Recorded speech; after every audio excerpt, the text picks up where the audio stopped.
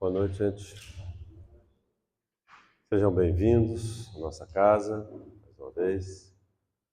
Nós vamos dar continuidade hoje, na verdade, dar início ao estudo do livro Vinha de Luz. Esse livro é também, como sempre, uma psicografia do Chico Xavier. O Espírito é Emmanuel. E nós temos hoje, vamos no capítulo 1, que traz um trecho do Evangelho de Marcos, que é um dos evangelhos mais importantes que tem na Bíblia.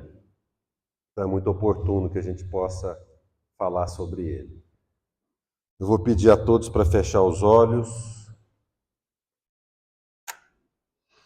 Vamos elevar o nosso pensamento a Jesus, nosso Mestre, agradecendo por estarmos aqui nesse momento, pedindo ao Espírito Santo de Deus que possa estar conosco,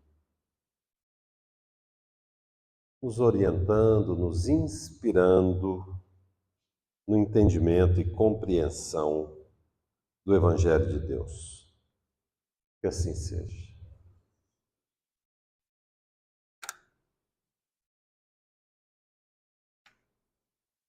Bom, pessoal, é um prazer estar aqui com vocês.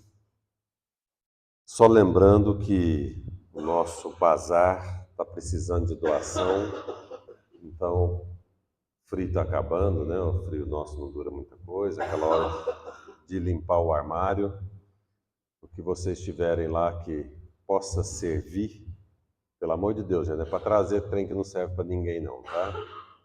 Aqui não é depósito para jogar coisa fora não, é coisa boa, possa ajudar alguém. Nosso bazar, uma vez por mês, a gente vende isso a preços assim ridiculamente baixos. É uma renda para casa e é uma forma das pessoas terem acesso a coisas boas. E também nós estamos arrecadando as cestas básicas, tá? Quem quiser trazer a doação ou fazer por Pix, ali está o cartaz. E todo ano a gente faz essas distribuições. Bom, como eu disse hoje, o capítulo 1 do livro Vinha de Luz nos traz esse tema, quem lê, atenda, que em algumas traduções, a maioria na verdade, está escrito quem lê, entenda. Isso está no capítulo, no Evangelho de Marcos, no capítulo 4, no verso 24. E eu trouxe aqui para vocês, verso 15, perdão, porque é importante que a gente possa entender o contexto disso. Marcos, ou João Marcos, como era conhecido, era sobrinho de Barnabé. Ele não foi um discípulo do Cristo, ele não conviveu com o Cristo.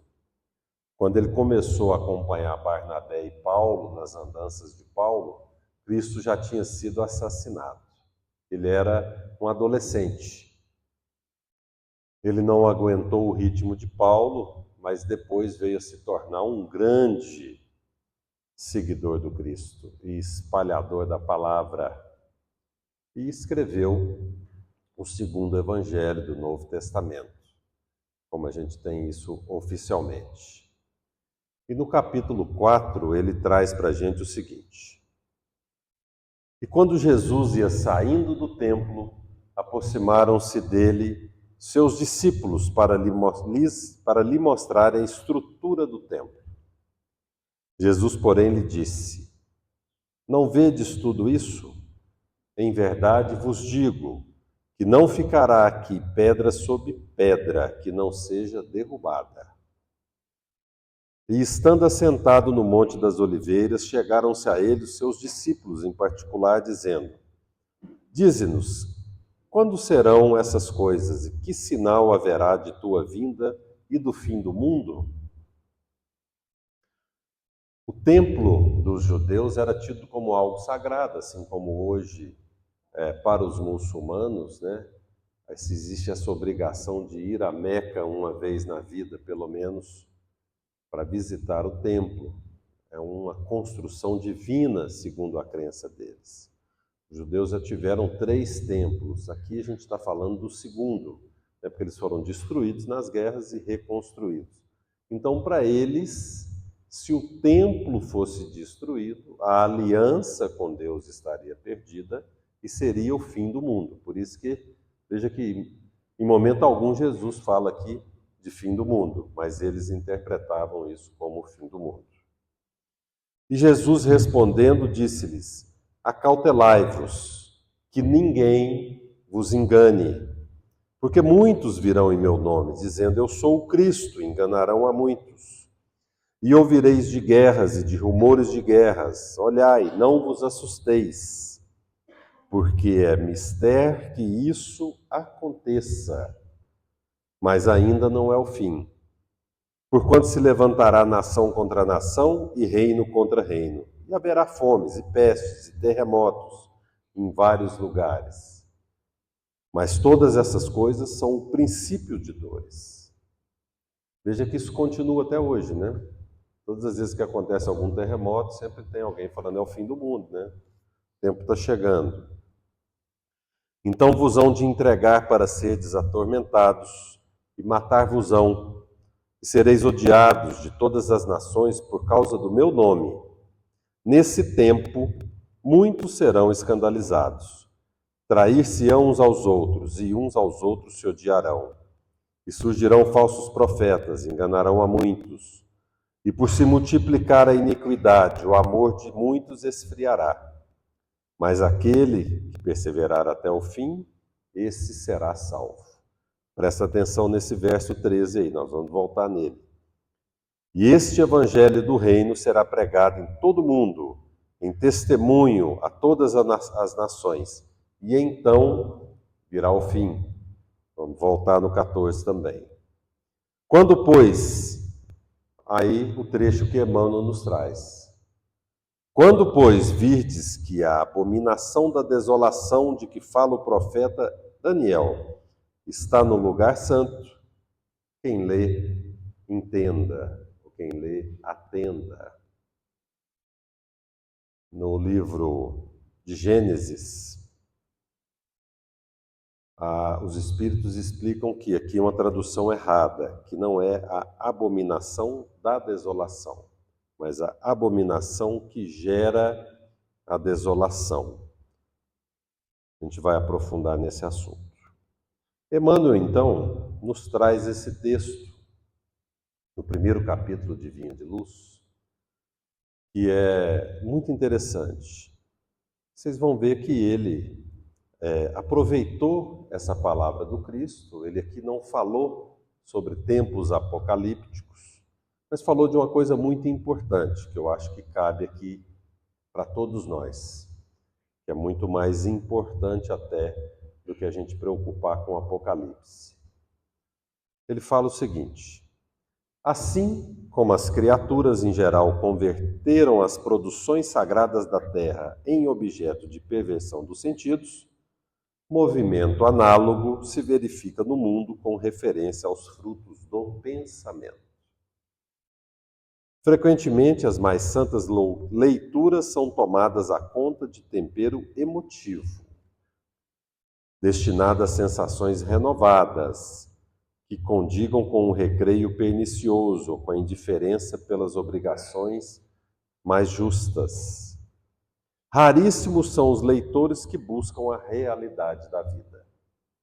Isso continua até hoje, né, gente? As pessoas tentam inverter o sentido sagrado de tudo de bom que existe no mundo. O sentido da família, o sentido do amor, o sentido da vinda do Cristo, a pessoa do Cristo, Maria, tudo é pervertido de acordo com a imundície da mente de quem inverte o sentido daquilo. Porque nós sempre vamos dar o sentido daquilo que está no nosso interior. Nós só podemos enxergar as coisas com a nossa lente. É por isso que a gente assiste um filme, 100 pessoas no cinema, 100 opiniões diferentes sobre o filme. Porque cada um vai ver com a sua lente.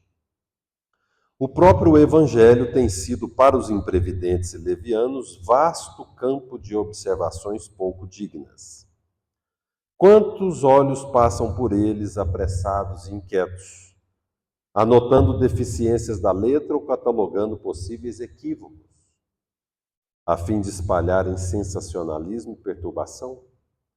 Alinham com avidez as contradições aparentes e tocam a malbaratar com enorme desprezo pelo trabalho alheio as plantas tenras e dadivosas da fé renovadora. A recomendação de Jesus, no entanto, é infinitamente expressiva.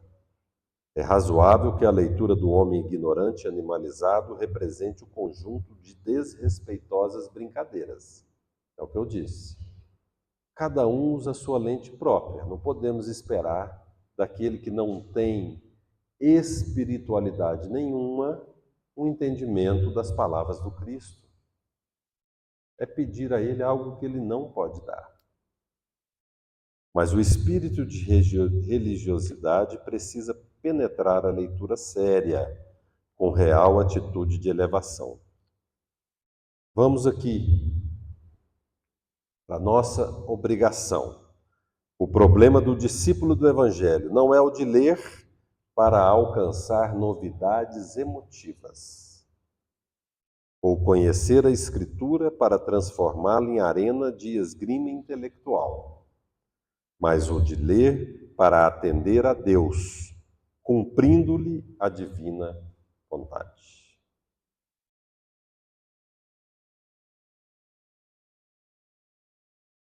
Quando a gente vai falar de uma parte do Evangelho, às vezes difícil de compreender, como esse, onde Jesus fala do templo, da destruição do templo, a gente sempre tem que lembrar qual era o método que Jesus utilizava para ensinar.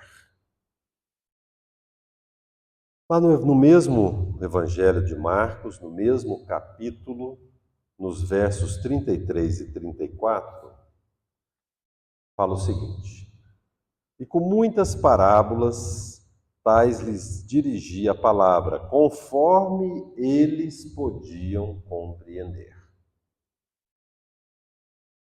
Olha que coisa interessante isso aqui.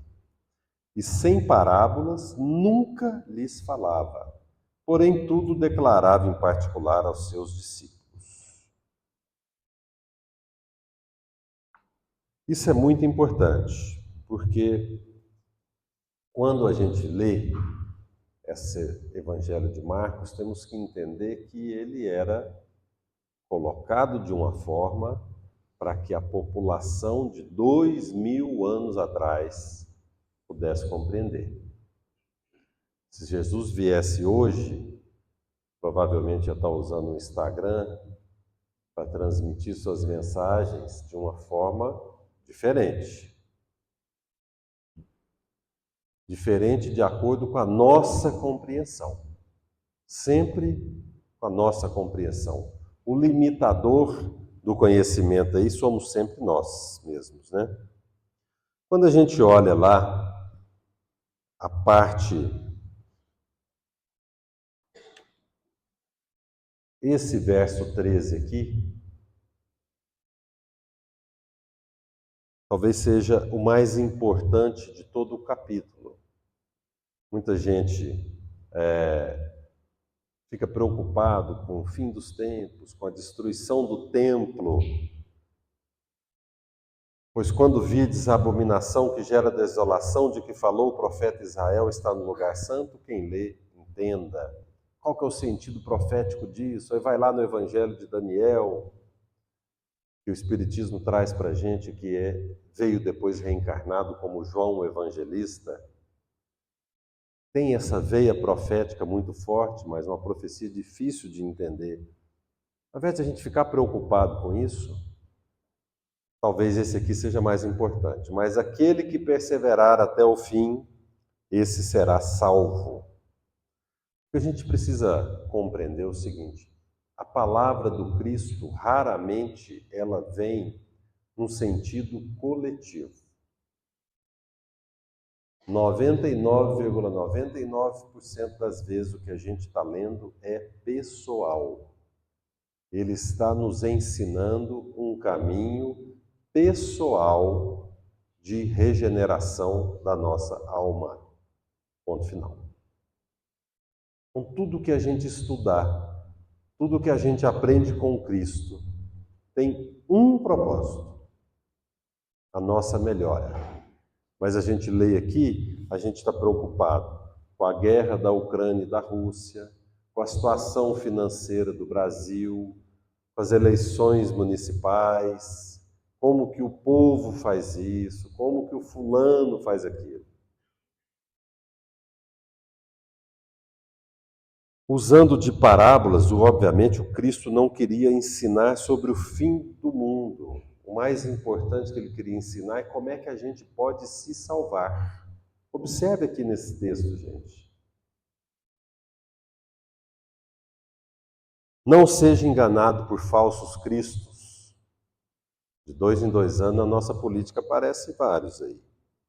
Não se preocupem com as guerras. Tem gente que fica sem dormir quando aparece uma guerra nova. Mas faz muitos anos, algumas décadas, que a gente não diminui de um número de pelo menos 50 guerras acontecendo no mundo ao mesmo tempo, é porque a gente não fica sabendo. Pequenas guerras ao longo aí, ao redor do mundo. Mas o Cristo afirma aqui que é mistério, é necessário que essas guerras aconteçam. Por que ele está falando isso? Porque essa é a nossa evolução espiritual.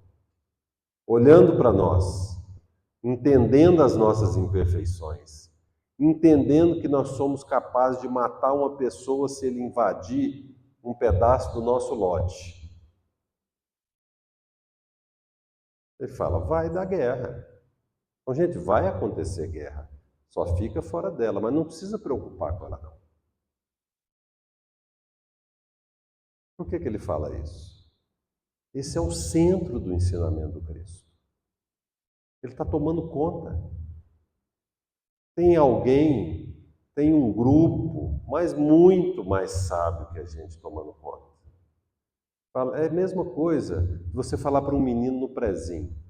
Presta atenção, vai sair para o recreio, vai dar um monte de treta, mas não preocupa não, só não entra nela. Deixa que as tias estão tomando conta. Nós somos as crianças do prezinho.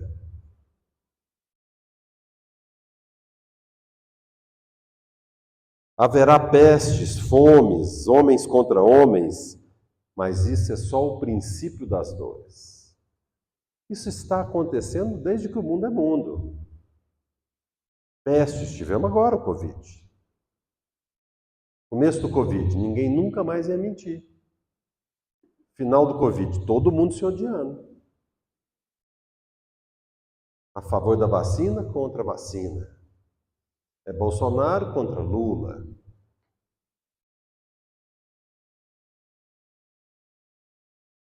Quando a gente entende melhor um pouquinho os ensinamentos do Cristo, a gente entende o seguinte: nós temos a opção de estar nesse barco, nessa vida, com o Cristo, sem o Cristo. Não há nada de errado em estar sem o Cristo. É uma escolha que nós já fizemos em muitas vidas. Por isso que a gente continua voltando. A gente vai voltando até aprender. Mas quando a gente entra no barco com o Cristo, o que ele está falando para a gente, se a gente vai lembrar do trecho bíblico, ou quem não lê a Bíblia, pelo menos quem vê o The Chosen, é o seguinte: vai ter tempestade, a água vai entrar dentro do barco, você vai passar frio, está escuro, tem medo, mas o barco não vira. Ele não fala para a gente, vem para cá, acredita na minha palavra e vai ser igual tirar todos os seus problemas da sua frente. Não, de jeito nenhum. Entender o Evangelho é entender que nós, a partir do momento que renascemos e somos nova pessoa em Cristo, nossa responsabilidade aumenta. E a minha visão precisa mudar. Eu deixo de enxergar problemas para enxergar oportunidades. Perseverar em entender que cada problema, como diz a doutora Filó, é a chave do céu. Quem viu o filme Nosso Lar vai lembrar daquela cena de André Luiz chegando na porta da colônia. Vamos mentalizar que nós estamos ali na porta de nosso lar. O que faz a gente chegar lá? É entender que a sogra enjoada é a portazinha do nosso lar. Infelizmente, ela está sendo instrumento da minha melhoria. Eu posso falar de sogra tranquilamente, porque eu não tenho sogra, eu tenho uma segunda mãe. Aprendam, homens, mulher. Ô, Adriana. O chefe que você não suporta. O colega de trabalho insuportável.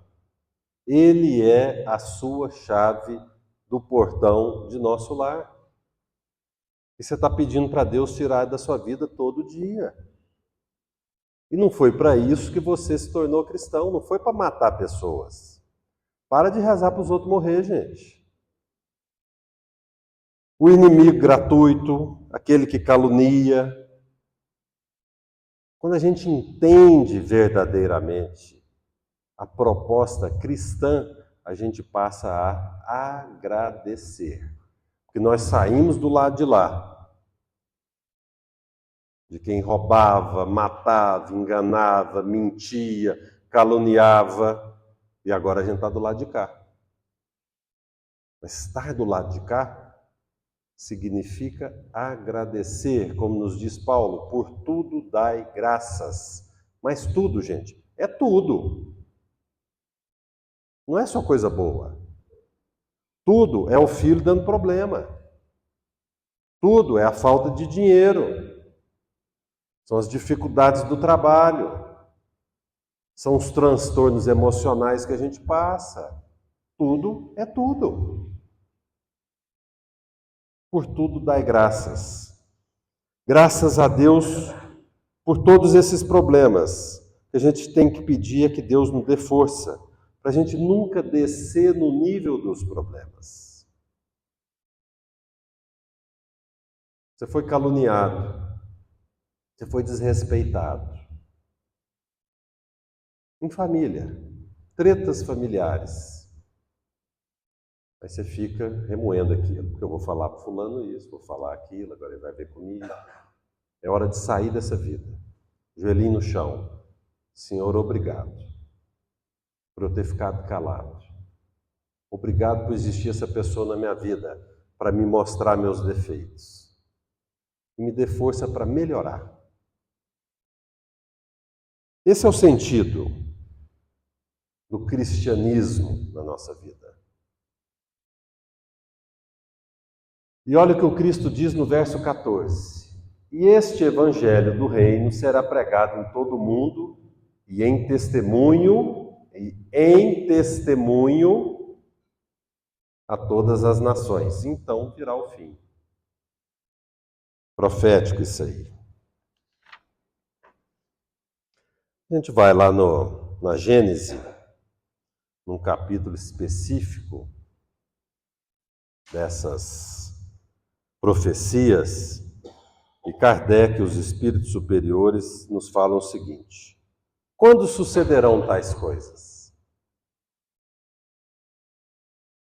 Ninguém o sabe, diz Jesus, nem mesmo o Filho. Na doutrina católica, Santo Agostinho nos esclarece que Jesus sabia, porque, como nos disse aqui Emmanuel, as pessoas adoram discutir a Bíblia. Então, os bispos de Roma se reuniam com frequência e ficavam dias debatendo um trecho. E alguns falavam: se Jesus não sabe o dia do juízo final, ele não tem parte divina, ele é só humano. E aí, Santo Agostinho tentando conciliar as coisas, fala Jesus, que é homem e é Deus, sabe, mas entende que nós não podemos ter essa informação.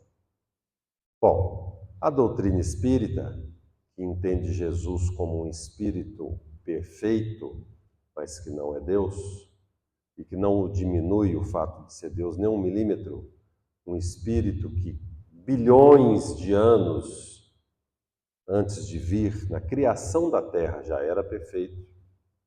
Podemos ler isso a caminho da luz. Se digna retornar à Terra.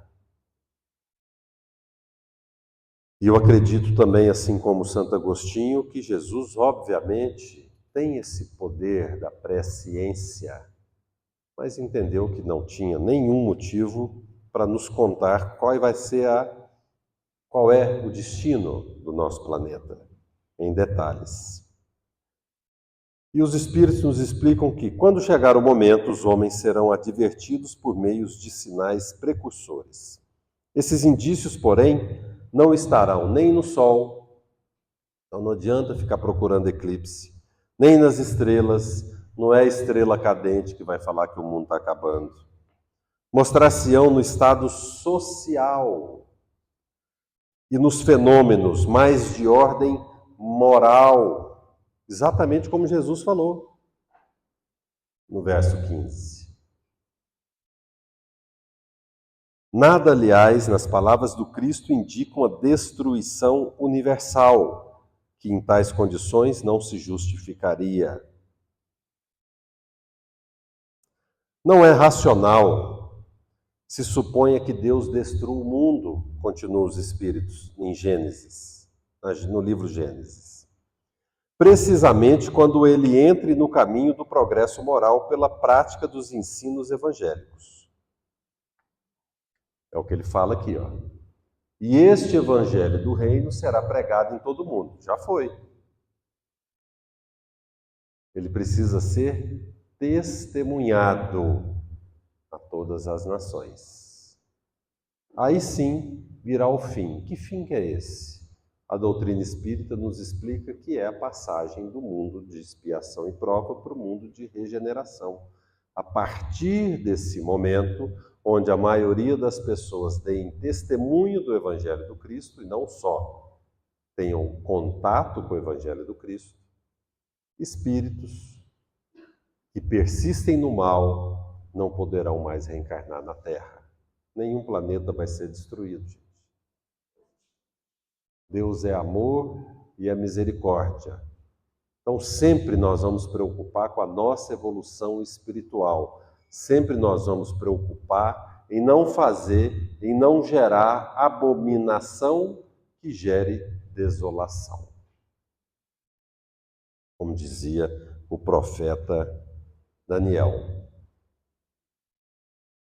É Paulo, lá na primeira carta aos Coríntios, que nos diz o seguinte: acaso não sabem que o corpo de vocês é santuário do Espírito Santo, que habita em vocês, que lhe foi dado por Deus, e que vocês não são de vocês mesmos? Vocês foram comprados por alto preço. Por isso, glorifiquem a Deus com o seu próprio corpo. Quando Jesus fala do templo, ele também não nos fala do templo físico. Ele fala do templo espiritual, da evolução do nosso templo espiritual. É esse homem novo que vai ser, o homem velho que vai ser destruído. E é o homem novo que vai dar lugar a ele. Então, novamente, cada profecia é muito mais importante do ponto de vista individual do que coletivo. Não vamos mais gastar tempo preocupado com o fim do mundo.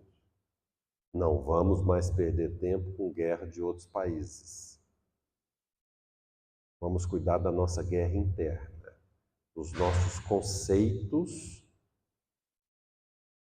que não ajudam o mundo a progredir. Em resumo, cuida da sua vida. Deixa que Deus está cuidando do mundo. Essa é a lição mais importante. Quando a gente não consegue silenciar a nossa mente, quando a gente não consegue ficar em nenhum instante em silêncio com Deus, isso é uma fuga. A gente está o tempo inteiro tendo que fazer alguma coisa. Tem que entrar no Instagram, depois tem que entrar no Facebook, depois tem que ir para o Twitter, depois tem que ir para o TikTok, depois responde no WhatsApp, depois vai no e-mail, trabalha 10 minutos, aí começa de novo. Aí tocou o sino para o almoço. 4 horas de trabalho, trabalhou 10 minutinhos, 3 horas e 50 cuidando da vida dos outros, preocupado com todo mundo, menos com a própria evolução. Esse é o mundo. Um mundo neurótico, de problema o tempo inteiro, onde não há um minuto de parar e conversar com Deus.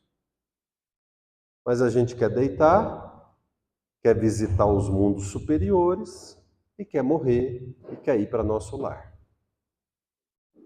Nesse ritmo que a gente vai.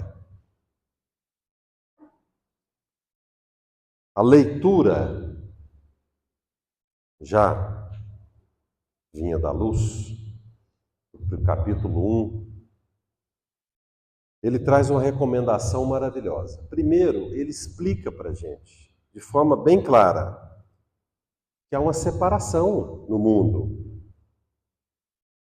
Não é de ser bom ou ser ruim, não é isso. É dos que já conseguem seguir ao Cristo e os que nem isso conseguem. Então a palavra, ela é diferente. Nós não podemos exigir desses que estão no prezinho espiritual, que nem conseguem seguir ao Cristo, nem conseguem fazer coisas básicas, um bom proceder.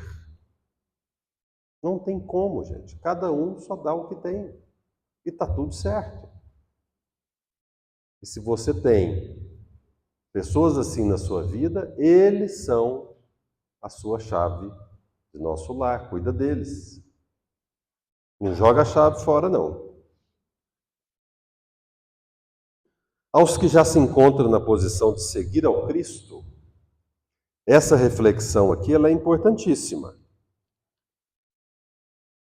De que nos serve ler o Evangelho, a Bíblia, livros de conteúdo elevado, se não for para cumprir a vontade de Deus em nossas vidas?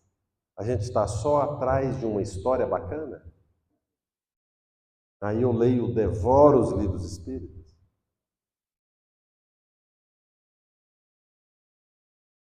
Ler é maravilhoso, sensacional. Não é disso que eu estou falando. Mas qual é o objetivo que a gente está lendo?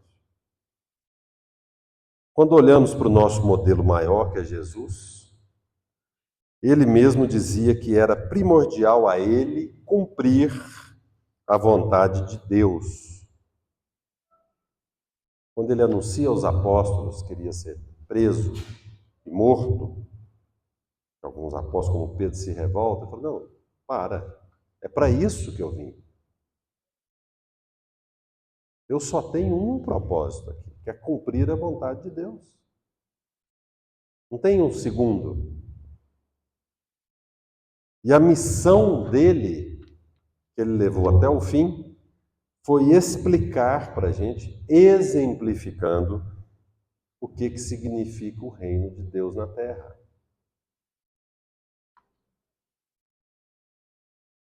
Olha aqui, capítulo de Marcos, capítulo 4, o mesmo capítulo.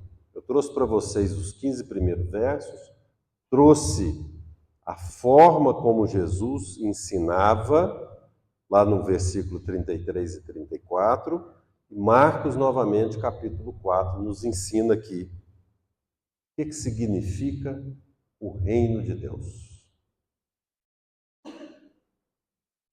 E dizia Jesus, o reino de Deus é assim como se um homem lançasse semente à terra e dormisse, e se levantasse de noite ou de dia, e a semente brotasse e crescesse, não sabendo ele, o homem, como. Porque a terra por si mesma frutifica, primeiro a erva, depois a espiga e por último o grão cheio na espiga. E quando já o fruto se mostra, mete-se-lhe logo a foice, porque está chegada a ceifa. Lá no verso 33 e 34, Marcos explica. Jesus só conversava por parábolas que o público entendesse. Então era um povo simples, ele falava de coisas da natureza, para que as pessoas pudessem entender. E, obviamente, que nem todos entendiam. Bento XVI, ele nos fala o seguinte, que tudo que traz sofrimento para a nossa vida vem da absoluta falta de compreensão verdadeira sobre o que é o reino de Deus. E eu concordo 100%. Nós continuamos sofrendo porque queremos que o Evangelho siga as nossas crenças. E nos recusamos a entender verdadeiramente o sentido do Evangelho, porque entender isso é abrir mão. Entender isso é fazer a vontade de Deus. Entender isso é entregar o controle remoto para Deus. E a gente não quer fazer isso. Se eu entendo verdadeiramente o que significa o reino de Deus, o que significa o ensinamento do Cristo, como é que eu posso xingar uma outra pessoa? Como é que eu posso tratar mal outra pessoa?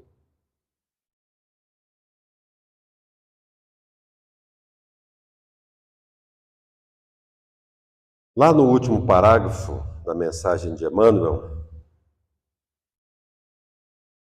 ele nos fala isso. O problema do discípulo do Evangelho não é o de ler para alcançar novidades emotivas. Muita gente faz isso, mas isso não é problema. Ou conhecer a Escritura para transformá-la em arena de esgrima intelectual. Não é o objetivo, mas também não é o problema. O problema que ele fala aqui, na verdade, é o porquê que a gente deve fazer.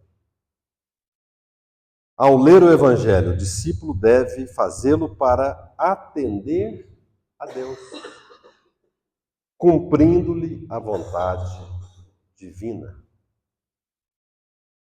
Essa é a questão principal. Nós temos a mania de ler a palavra de Deus como se fosse algo estanque, escrito na pedra, parado. Nós precisamos entender a cabeça do público judeu de 2000 anos atrás. E por que Jesus falava daquele jeito. E que se ele estivesse aqui hoje, a mensagem seria a essência mesma, mas a forma diferente. E a gente está esquecendo de olhar para a essência, como nos diz Paulo, não na letra que mata, mas no espírito que vivifica. Então, há 2000 anos atrás, obviamente que as comparações eram outras. O apóstolo Paulo nos fala que caminhamos pela fé e não às claras.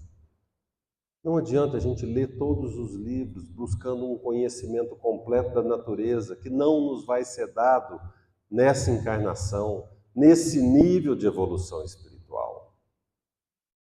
A luta é para que, mesmo não compreendendo as coisas, eu posso ter noção, mas tem coisas que eu não sei o porquê. Isso nos incomoda. Por que aconteceu tal coisa na minha vida? Por que tal pessoa me deixou? Por que alguém que eu amo tanto está doente?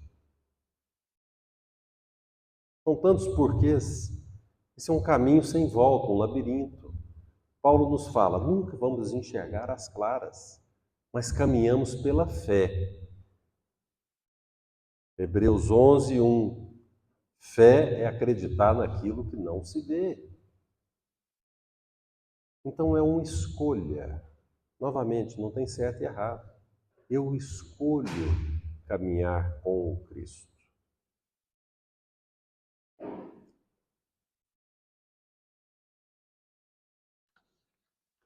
para a gente caminhar para o encerramento, eu queria dizer o seguinte, que é fundamental que a gente passe a estudar a palavra para entender a vontade de Deus nas nossas vidas. E não que a vida seja feita conforme a gente gostaria que fosse feito. Padre Antônio, lá da Igreja São José, ele relata que na Guiné-Bissau, na África Ocidental, o Pai Nosso, ele é rezado de forma diferente. A primeira parte do Pai Nosso, ele é feito com as pessoas abaixando a cabeça em reverência a Deus. Pai nosso que estais no céu, santificado seja o vosso nome. Venha a nós o vosso reino, seja feito a vossa vontade, assim na terra como nos céus. E eles se levantam. O pão nosso de cada dia nos dai. Olha que coisa bonita. Se a gente fizesse isso todos os dias, nossa vida com certeza seria diferente, porque em algum momento isso ia entrar na nossa cabeça. Que seja feita a vossa vontade.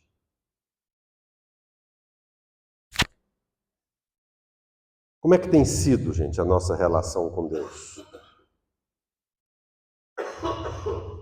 Lembra lá do trecho de Marcos, do agricultor? Ele não fala que o agricultor semeia e vai orar. O agricultor semeia e vai dormir. Parece tão difícil isso, né? Um homem que lançasse semente à terra e dormisse. Nada mais claro do que isso. Eu estou jogando semente, eu estou plantando, eu estou tentando fazer o desígnio de Deus na minha vida. O que mais que eu vou fazer agora? Dormir aqui não é dormir, né, gente? É entregar.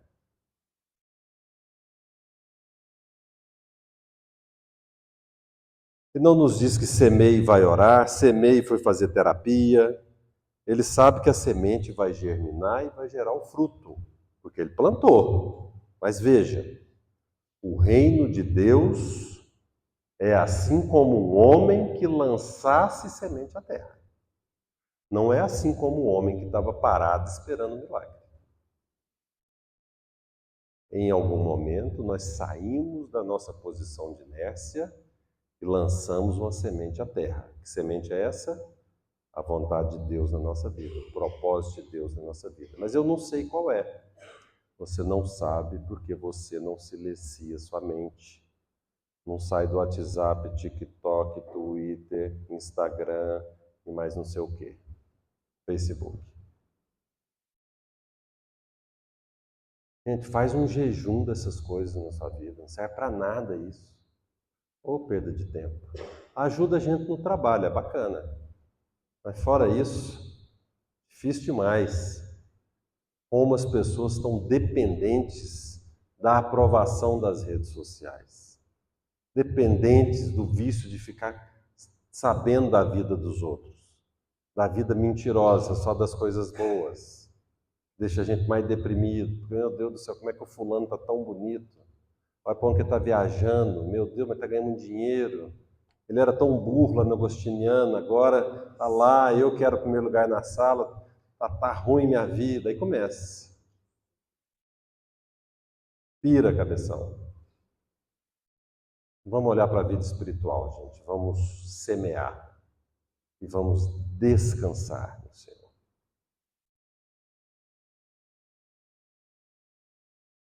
Olha que coisa maravilhosa. Ele não sabe como funciona, mas sabe que a terra por si mesmo frutifica. Olha que poesia que Jesus traz para a gente.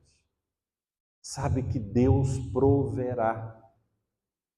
E Deus vai prover a sua exata necessidade.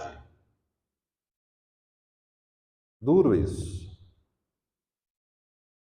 Às vezes o que está vindo para a gente parece que é ruim, mas é a sua exata necessidade. Nessa hora, ser cristão não é fácil. Quando vem coisa boa é facinho demais.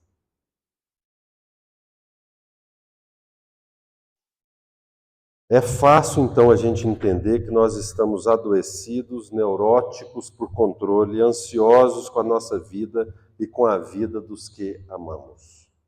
E uma coisa é preocupar, agir, tentar prevenir problemas. Mas isso é semear. Eu já fiz, aí eu vou descansar.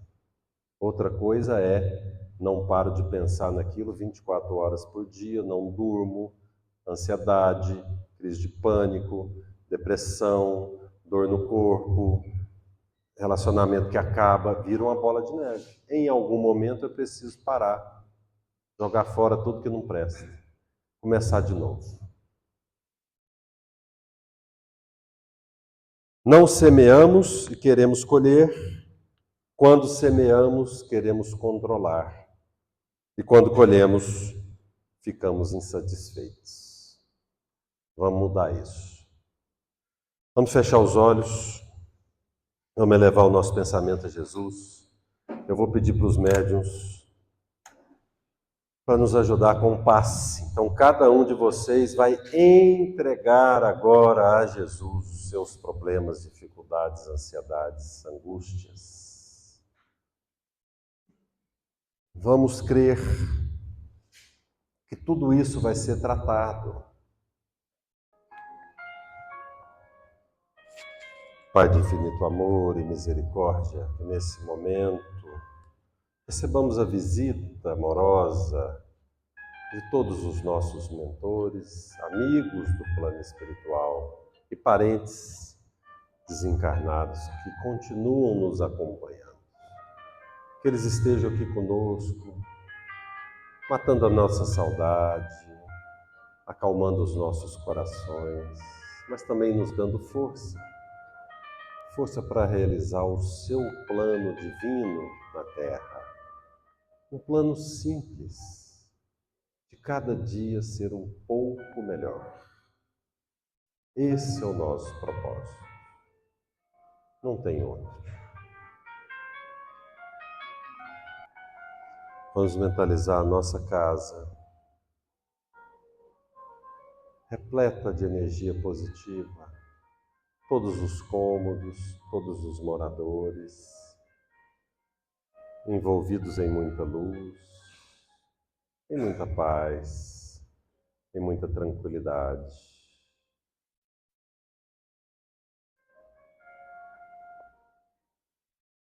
Vamos mentalizar o nosso ambiente de trabalho, repleto de luz.